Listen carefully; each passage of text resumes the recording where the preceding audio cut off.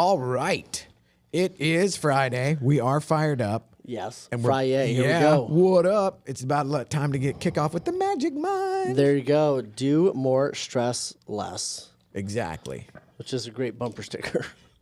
Cheers, sir. Boom. There we go. Cheers. Yeah. Send us one. Yeah. Who knows who has a connected Magic Mind? Is Right. what we need. When it's like now, I saw the other day to like Tim Dillon and a couple other heavy hitting podcasters. So it's like they wouldn't even send us an empty box at this point. Like psych. So man, all right. Let me. I gotta hit my gummies too. There you go. Dude. There I hadn't you go. been here. Man alive. Dude, I you're hadn't stacking up. I hadn't been in a couple of days, so it's like I was just like dumb yesterday. I was just like walking around stupid. Sometimes you do need a break too. Oh, like yeah. every once in a while, you just need to like go for a walk without your phone. You know what I mean? Which that's a crazy idea. It's a crazy idea. I mean, that's enough for me. Do you ever see that comedian that talks about mindfulness? And he's like, I didn't realize I used to be like a freaking guru. He's like, if you waited for the bus, you just like waited for the bus. Right? Like if you were waiting for something to get done, like you just waited, right? You went and you went to the bathroom. You just actually went to the bathroom. I mean, have you ever left the bathroom to go get your phone? Because you're like, I'm not doing that without my phone. I mean, what are we talking about? Absolutely. Yeah. Or I have an angle to where I can see. See. Yeah. He's like, I used to just go to the bathroom and like think. He's like, I was a guru, and now it's no longer. And I freely admit that today's world has completely destroyed my attention span.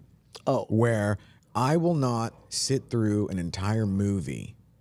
I'm trying to think. I don't even know like the last thing that I saw at the theater without just it just makes me crazy. Yeah. And I fidget. Yeah. And no, the other day I was watching the hockey game. On my phone, I was watching a video that I needed to watch. So I'm watching the hockey game on the TV. I'm watching a video on my phone, and I'm playing a video game on a controller with my son. And here's the thing, like I was just like, oh, this is just what I do. Yes. And all of a sudden, I just had this moment of like, what is happening?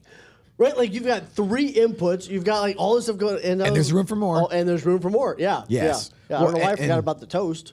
Yeah. Well, and so for me, it's crazy where I don't know what to do when there isn't like shit on fire or just chaos or whatever, and so I just randomly, I will look for stuff. Yeah. You know. Yeah. And so I think the distractions. Do you think the distractions are? I think they're helpful to me often, where it's like. At least as long as I know that I'm mindful that I'm doing it. Yeah. It's like, oh, yeah, I'm just wasting, because like the hustle porn feed on my Instagram, I could sit there for 20 minutes and just get re-fired up.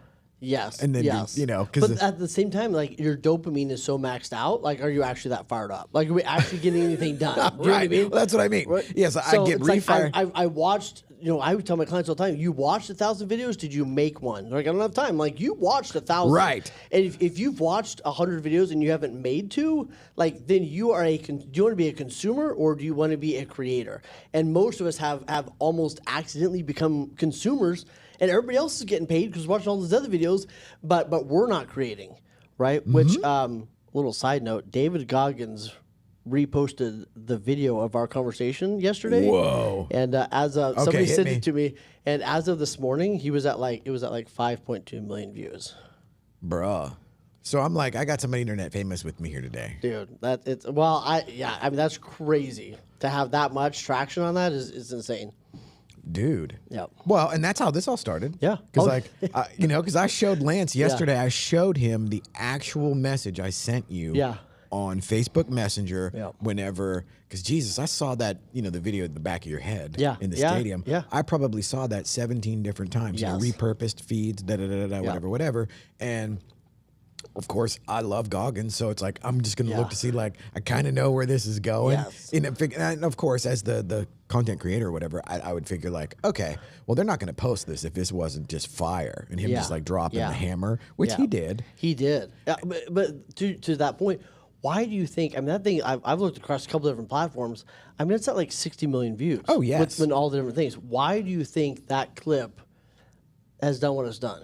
Well, I can speak for myself 100% because that was the genesis of what we're doing right this very minute. Yeah. Because I saw that, like I said, repurposed. I saw it on Goggins' feed, and then everybody else who just drafts behind him and does all of that. Millions and millions of views. And then when you did the thing, it was maybe just 3 days later. Because I looked, and I remember it now because I showed those guys yesterday that it was November 28th of last year.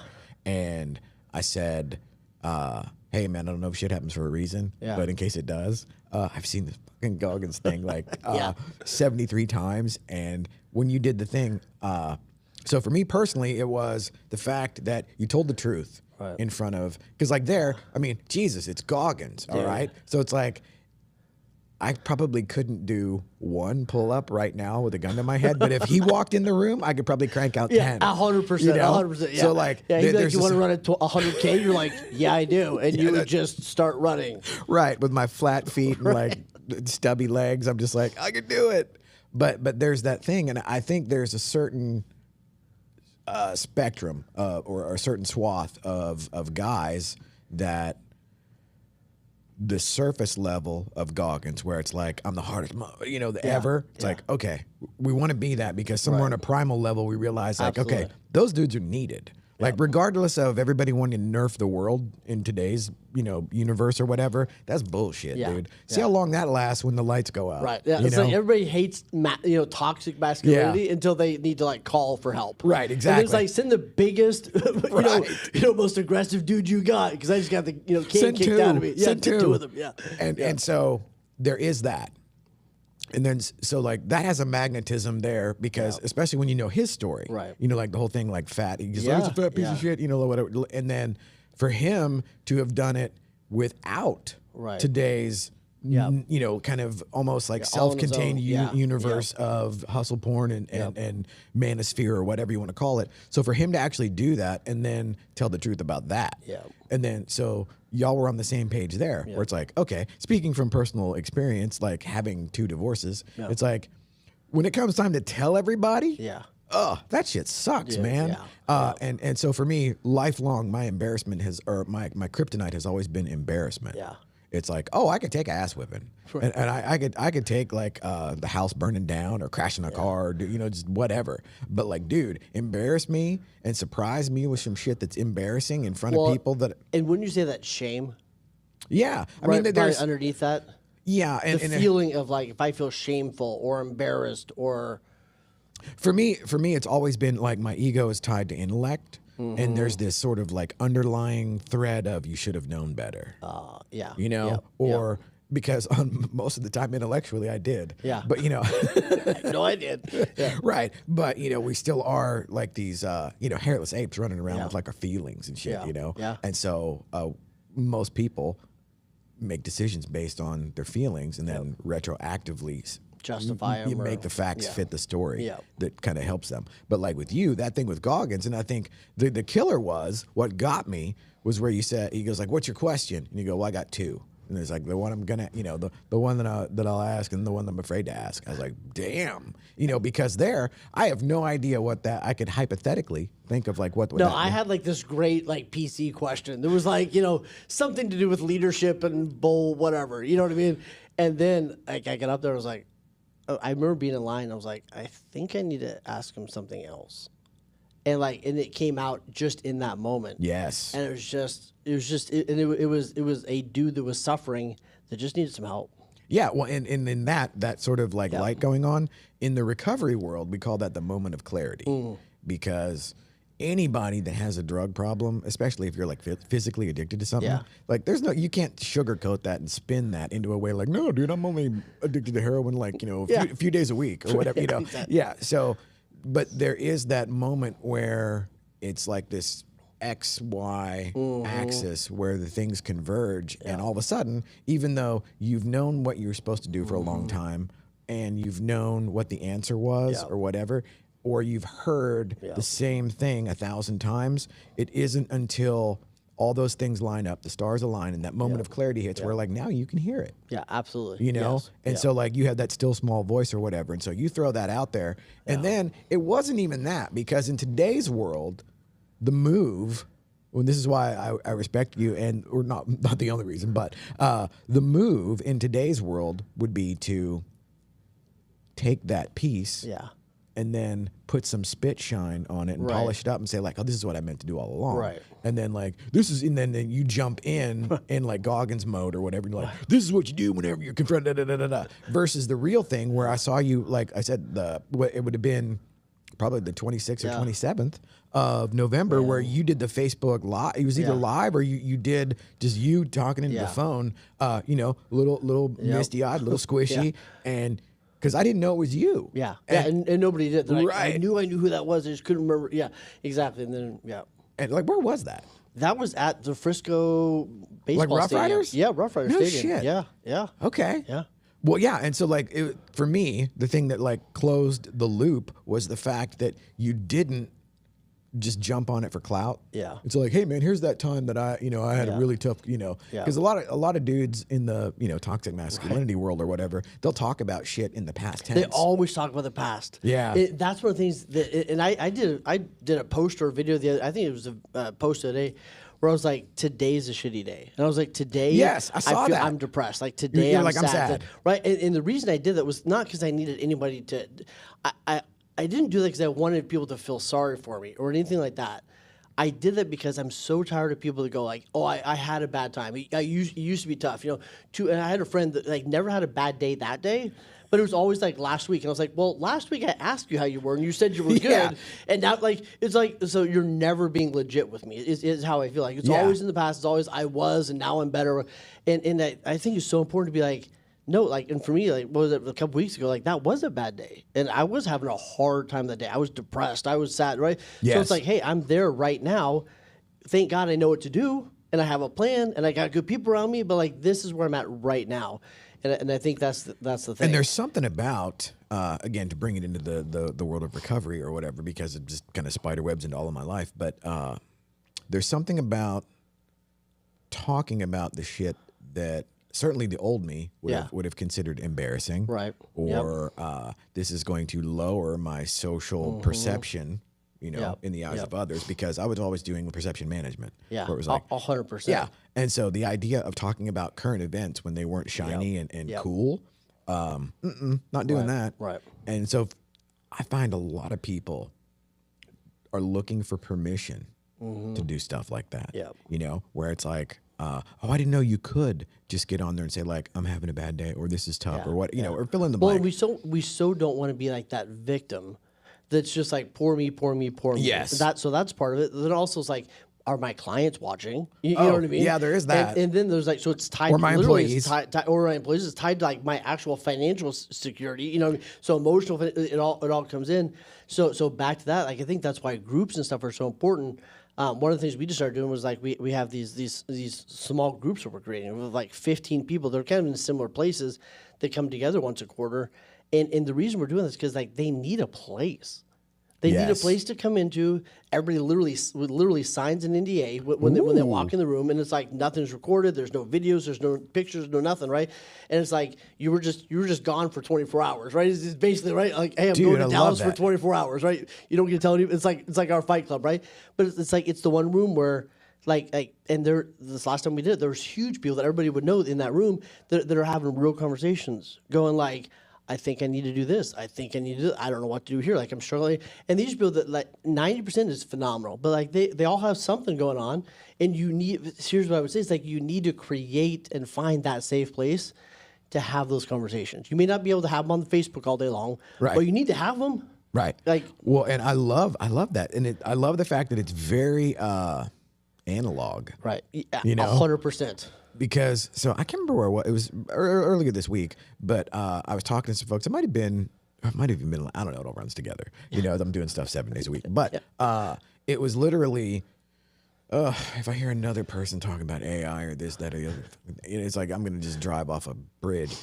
But my takeaway was the irony of everybody looking to the next newest tech thing or whatever. The thing that actually pays more dividends is some shit that my grandparents would have told me. Like look them in the eye, shake their hand, tell the truth, all this other stuff where it's like, it always just seems so passe. Yes. You know what I mean? It's like, what is this Pollyanna bullshit? Like we're living in a Disney movie, and Now it turns out that's the thing that resonates. And so tie back into the whole thing with the whole Goggins deal and the fact that you were just so real and like to this day, I don't know if I could have done that. Yeah. You know? And so there's always and now you could have. And yet here's what's interesting is, you know, I look like that video he reposted, you know, yesterday. It's got, you know, whatever, it's got 2,500 comments, I think it was last night or whatever, or this morning. And what's interesting is and I think it's important for people to know is like the advice he gave me wasn't for everyone. right. And like because he looked at me, he's like, you know, could you do better? And I was like yeah, I think I could do better, right? And yet he saw through my soul, and he goes like, this is a guy that's basically done. He could feel like I tried every freaking thing I can think of. He basically did right, like he saw through to the depths. You know what I mean? Well, I'll throw my world religion skills out there. Hanuman, the monkey god, there you where he go. tears open his chest out of love. He tears open his Yes. chest and gives his heart. Exactly. And so that was the other thing where because it was perfect because you were, you know, freaked out, nervous, embarrassed, all of that stuff. And then, like you said, he saw through that. Right through all of that. And then was just like, and I'm like, Boom. bro. Yeah. Yes. Yep. And that whole thing about authenticity and being genuine or whatever, it's like, well, you're not going to get AI to, you know, be genuine for you, you know, which is what I think a lot of people mistakenly believe. And then I love the idea of the NDA and like the little like intentionally analog safe, you know, in a space where it's like, okay, we can do this stuff. And so, speaking of spaces and new spaces, so got a little bit going on over there in Colleyville, South Lake. So we're going to have studioUSA West, but more importantly, another space that we're reopening up here on the internet will be the Leadership Laboratory. Yes, the Leadership Laboratory. So this is cooked up by Wayne. And so I love the idea of being intentional with what we're doing because like here, this is more my gimmick where it's like seat of the pants, which I love. And the fact that you've been like more than gracious in showing up every Friday, you know, 5 kids and multinational, you know, adventures notwithstanding. But, and even there, it's been so cool that I want to say Restream sent, we've been doing this now for 28 weeks. So great. Yeah. I'm like, all right, It's cool. amazing. Yes. Yeah. And then, but like, okay, so what's cooking up with the lab? What are we cooking up? So, and this has been so fun. And you're like, hey, why don't you come by every Friday? And I'm like, every Friday?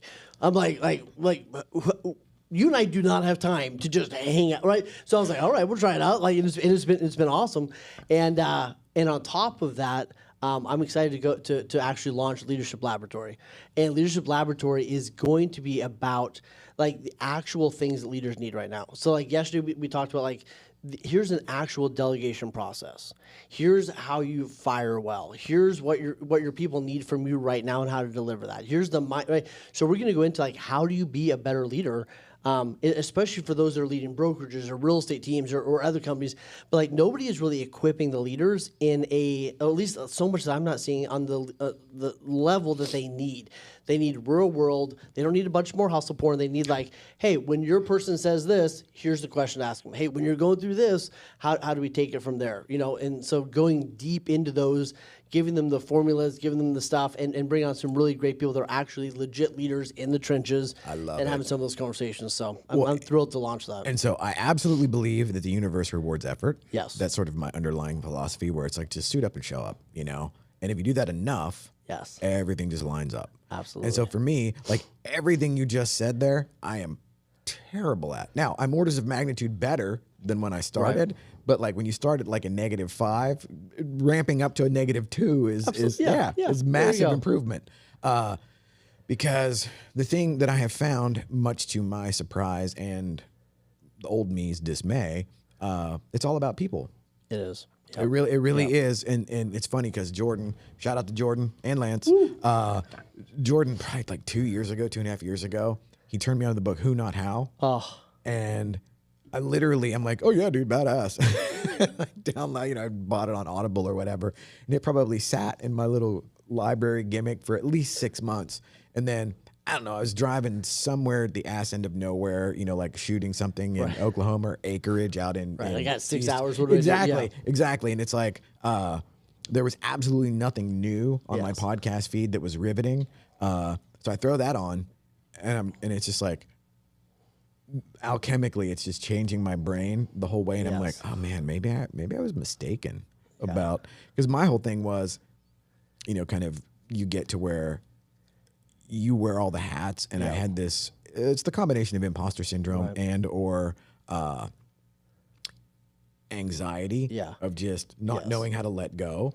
And that's one of those things that it was like, holy mackerel. And like not knowing how to do it well is so interesting. One of my clients, literally, actually, as I'm about to walk into Metroplex last week, I'm in my truck doing a coaching call, and he was gracious. I was like, I'm going to be driving. He's like, cool. So, and we on this call, and he goes like, and he starts saying he needs to grow his company. He's got people banging down his door to get his services. And he goes, I'm just not good at delegation. I don't like delegating. I don't like having team. Right? He starts saying all these things. And I'm like, I know this is a great guy. I know he likes helping people and supporting everything else. And I was like, I don't think it's that. I think it's you don't have a process. I think it's you don't have a way to feel that it's not hot potato. And it's also like you have to let it go. Like there's this place that's in the middle of this beautiful delegation, this beautiful leadership. And so we went through all these different things, like things we'll share on Leadership Laboratory. And yesterday we were doing our coaching call, and he goes, I'm going to get I'm going to make 6 hires by the end of the year, right? Within 1 week, because I gave him the actual thing. That's it. Here's how to lead. Here's how to hold them accountable. Here's the actual way to do this well. And here we are, like 7 days later, and he went through stuff and learned it and did everything, and he's fired up. And so not only is his business going to grow, fired up. See what he did there? I see. Right. Not only is he going to grow his business and help all these people, but he's also going to create opportunities for 6 other people to go have phenomenal jobs. And that was the thing that I did not understand, or even I wasn't even cognizant of it, to not, you know what I mean, to try to understand. It was, oh no, you're actually helping people by, I often take Cruz as my, shining example, because I mean, he was essentially working for furniture movers that, with one of my staging partners. Shout out to Nikki. And now what he's up, Design Quad? Yeah, and now he's like I told him the other day, he's like, no, you're officially a Jedi. You're no longer an apprentice or a Padawan. Absolutely. And the fact that he'd never done anything in at the level of what we do now, and 3.5 years later, he's fully equipped. And I'm like, wow. I didn't realize that the payoff that comes from that is not monetary. Yes. Huge. It's like, oh, and now I'm fired up. See what I did there? where it's like, okay, let's lather, rinse, repeat. Yes. And then again, universe rewards effort. Lance calls me the day before yesterday and telling me about Colleyville. He goes, I wanted to surprise you tomorrow, but I can't hold it. And I'm like, dude, it's like Christmas regardless. Yeah. And then we go and walk it and everything, and it's like, dude, I have no idea. So you were talking about like accountability or whatever. Like my biggest thing is I don't know if I want to backslide into my old behavior, because it's like I know how to deal with shit being on fire or life is chaos and addiction and all that. What I didn't know, or what I'm learning, is what do you do when it's going well? Where, oh wow, my tags are current on my car. Right. Yeah. Because there was dude, back in my 20s or whatever, back in the day, for all of you digital folks out there, there used to be this thing that was an insurance card that was actually printed on a piece of paper. Yeah. And it's like, we had printers. Yes. Well, and back in the day, it was like, well, if I got the card, I don't really need the insurance. Yeah. All I'm worried about is the ticket. That 7 looks like a 1. Yeah. Yeah, we're good. Yeah, exactly. Yeah. And now to be where, like, I look back and I'm like, wow, that was crazy. There was a lot of, wow, that was crazy. Yeah. But now to be, like, dude, the CPA is just whipping my ass. Yeah. I'm going over these spreadsheets and line item stuff. Yes. Yeah. And now that there's a light at the end of the tunnel there, I'm like, okay, wow, this feels cool. Like, ooh, we've got a CPA, and I uploaded the portal, and just all the things that I would have never. But it's like, can you enjoy the peace? And I had one of my clients just, maybe 2 days ago, we're talking, and she's like, I feel so bad I didn't get blank and blank and blank. She goes, I wish I would have got more done last week, whatever. She didn't even have specifics. She just goes, I wish I would have got more done. I go, well, you did exactly what you wanted to do. Like, she did the work she wanted to do. She spent the time with the kids that she wanted. Like, she did all, and I was like, what would you change about this week? And she's like, actually nothing. And I was like, isn't it interesting? We're addicted to beating ourselves up, yet last week was exactly what you wanted it to be. But because you didn't work 80 hours or 100 hours, you feel like this undescribable guilt that is actually total BS because it was the exact week you wanted. Well, and it's so crazy that you say that because I absolutely have that in me. Yeah. And so, like, my, family of origin or whatever, grandparents, like, all my grandfathers and dads were military veterans, and You were raised by wolves. yeah, exactly. Yeah, my mom did use, whenever I turned into like the monstrosity that I was through my teens and 20s, she's like, I think you were dropped here by a UFO. Like, I don't know what the hell, I don't know where you came, because like, truth is, all of my insanity and my wolf-like behavior, I was the sore thumb that stuck out from my shockingly normal and boring family. And so for that to be my, sort of foundation layer where they were all blue collar work ethic, World War II veterans, go to the thing, you go to a place that you do a thing, they pay, you give you a check and all of that. And then I saw how hard they worked, that somewhere along the line, I got that baked in to where it's not allowed to be easy. Right. Yeah. And and just really weird stuff that you have to unlearn about money and how people get money and all that. But that whole thing of beating your own ass as far as we didn't do enough, or if something comes easy, well, even just to bring it to like exact moment current events was like when Lance tells me about like, yeah, dude, second location, blah, blah, blah, blah, whatever. I'm like, well, that can't be that easy, can it? And it's like, it falls out of the sky, like completely put together and like, wow, okay. Yeah. And now I've learned to just shut up and say yes. Yeah, absolutely. Versus like, I don't deserve this or whatever. Yeah. And so now, are you having success with people like unlearning that sort of behavior? Yeah. And I think I have to tap into, so I have like say people like, I want to be more present with my kids. So instead of being like, okay, cool, like just turn it all off, I have to actually make that a goal for them. So I have to tap into what drives them, which is like being goal oriented, getting stuff done. So it's like I do have to make it feel kind of like work in the beginning. Yes. Like, what if you could sit for an hour without your phone? Like, I bet you can't. You know what I mean? And like, let's track it. You know what I mean? Like, I got to make it feel like a okay, goal. so you make it quantifiable. Exactly. And that is that. If I can make that a goal, that's brilliant. That can help. Yeah. Because like I'm wired the same way, and so one of my cliche things that I say now is evidence breeds confidence. Yes. It's like, so the cure for imposter syndrome is to do the shit. Correct. Yeah. Do the shit and then look at what you've done. Yeah. And it's like, okay, well, if you're half-assing it, you're not internally, you're going to know that. Right. Yes. So it's like, good luck trying to outrun that. Yeah. It's like you feel like an imposter or a fraud because you kind of are. Yeah. And the whole shortcut thing, and even the guys that work for him, like, don't do it for the money. Right. Because if you're doing it for the money, sooner or later it's going to feel like work. And that thing that you love, now you're going to hate and you're going to resent and you're going to be basically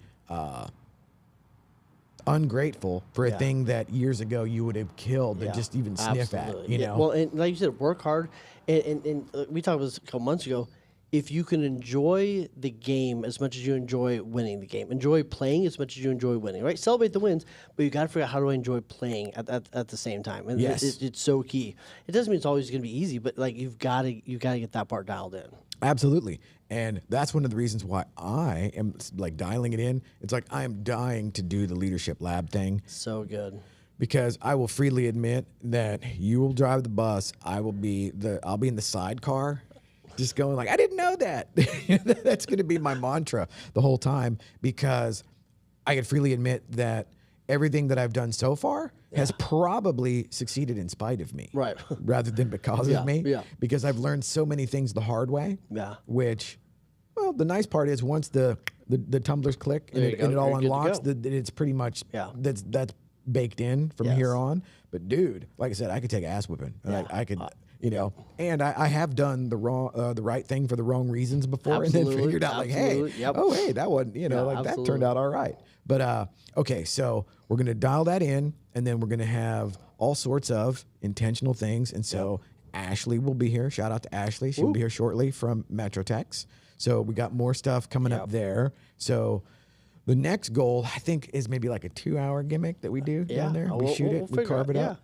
Maybe launch a leadership lab from there. That would be great. By the way, we're looking for one sponsor so that we can pay our editor for Leadership Lab. There we go. Love it. Right. So if you want to be the sponsor for Leadership Laboratory, let us know to fund the editor to do all of that work. And but man, I'm excited. And if you know of a great leader that you look up to, that you think would be great for us to interview, like send us not make the connection. Obviously, we have an endless list, but we're always excited to learn new Absolutely. leaders. And sometimes the best leaders are not obvious. You know what I mean? Like they're the quiet leaders, are the ones you didn't hear about. So yeah, we're excited about that. Let's do it, man. But I think the takeaway from all of this is, at least for me, from our conversation, is like get back to that authentic self. Relationships are everything. And then if you don't have a room where you can be authentic in, you need to get in one, right? So it's whether reach us out to us, like find it, like if you need to go create it, like, but you've got to get into a place where you can have those safe, tough, really authentic conversations. We can be real and not be scared. Absolutely. Yeah. All right, brother. Appreciate it, dude. Yeah. Take us out, Peter.